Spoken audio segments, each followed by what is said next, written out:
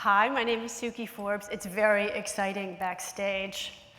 And Paul Williams is back there, and Tracy's back there, and Jeff's back there, and Sally Quinn was back there, and I walk back, and I'm getting mic'd up, and I'm talking to Sean, and all of a sudden he's feeling up my breasts, and I was like, woof.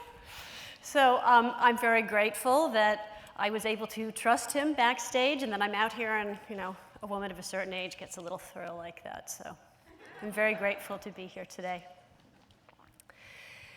So I'd love you all to just picture for a second the person in your mind who you love the most. And then think about that person disappearing for good as you know them within the span of 4 hours. Because 11 years ago, that's what happened to me. My 6-year-old daughter died very suddenly of a high fever. If you're like most people, if you're like me, your first response is, I would die if that happened to me. And I wanted to die. And I remember waking up the next morning, and the sun was streaming in through the windows, and it was a beautiful day by all accounts. And I remember looking at my husband, and I thought, shit, I'm alive. Now what am I going to do? And his whole family was Catholic, I was raised with no religion whatsoever, if anything, perhaps Unitarian, which is basically one God at most. And he was raised Catholic, and so his whole family arrived with casseroles and prayer cards, and with the solid belief that my daughter was in heaven. And my family all arrived with chainsaws and loppers and said, let's just go tame nature, and let's go back to nature, and let's figure that out. We were very much raised with a reverence for the land and for the woods. That was very much a culture of the way that I was raised. Not very helpful. So I was on a spiritual quest and trying to figure out where in the world my daughter went, and what did that mean? And I wanted to die. So I took to the trails in true family tradition, and I walked, and I walked, and I wept, and I wept. And one day, it became very clear to me that I had 3 choices. I could die, I could exist, or I could live. And I wanted to die, but I had 2 other children, aged 3 and 7. And I had a husband and family obligations, and it didn't fit within my belief system, so dying was off the table. And existing, which is what I had been doing, which is what I think so many of us do in and out of our daily lives, just reacting to what comes to us, but not necessarily being proactive about our decisions and about how we move through the world, that seemed to me like very much an option. But I had to believe that I was going to see my daughter again one day. And I had to believe that the time between that moment and when I saw her again was going to pass a lot more quickly if I found a way to re-engage with life.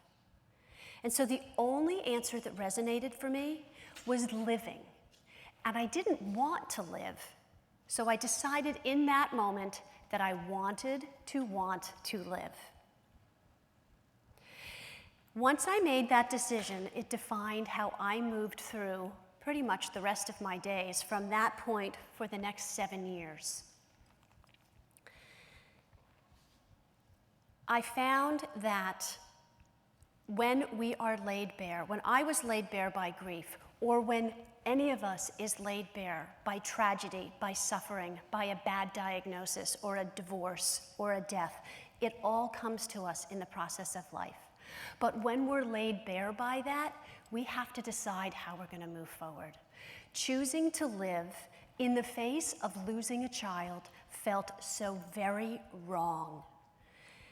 And when I went to the libraries, and when I went to the bookstores, and when I went to the counseling groups and looked for some sort of support that would give me a hand and say, someday you can make through this to the far side, someday you can learn the lessons that you have you can learn from these lessons of your suffering and these tears that you have shed, I didn't see anything there.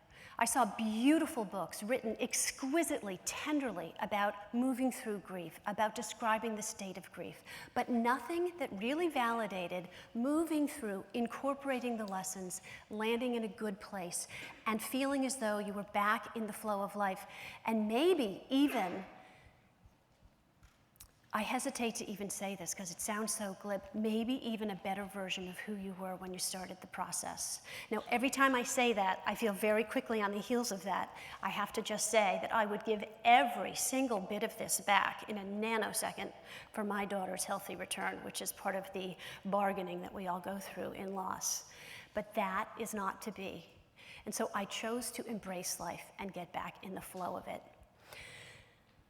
So how do you decide to live, and how do you decide to be happy?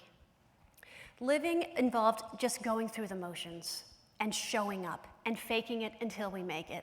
And little by little, small things started to make us feel better. And it's different for each of us, but slowly it happens. In terms of being happy, that's something that's very hard for many of us.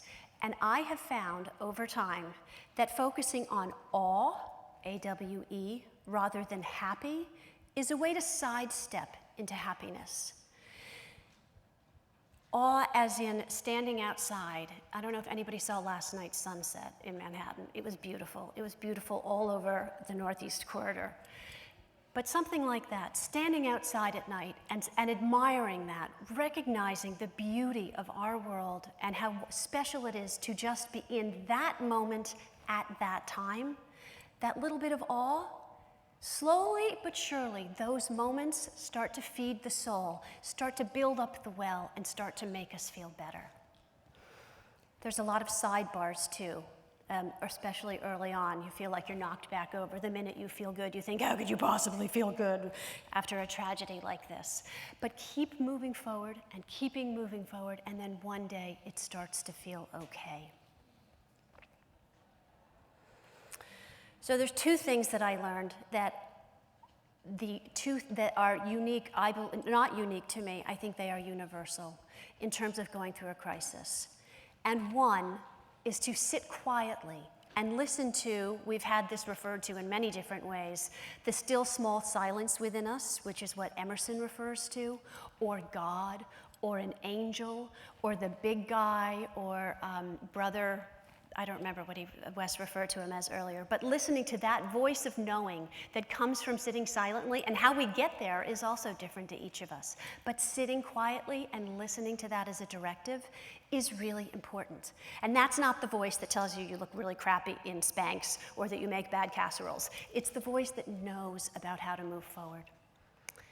And the other thing is to focus energy outside of yourself and find something that is an absorbing errand or that takes our energy, another place to feel comfort.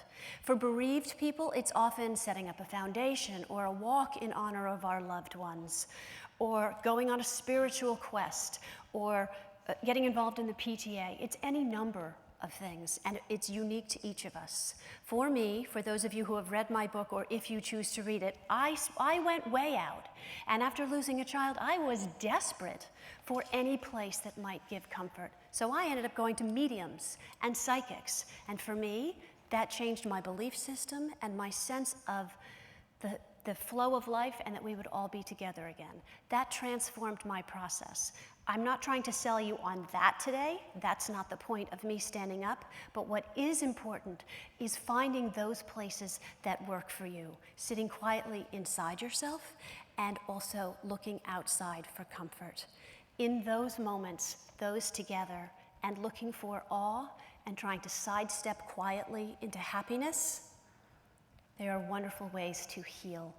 I do believe that gratitude is also a side key, and that every day being aware of small bits and large bits of gratitude, both personally and in our community, in our family, and globally, are very, very powerful tools. Thank you very much.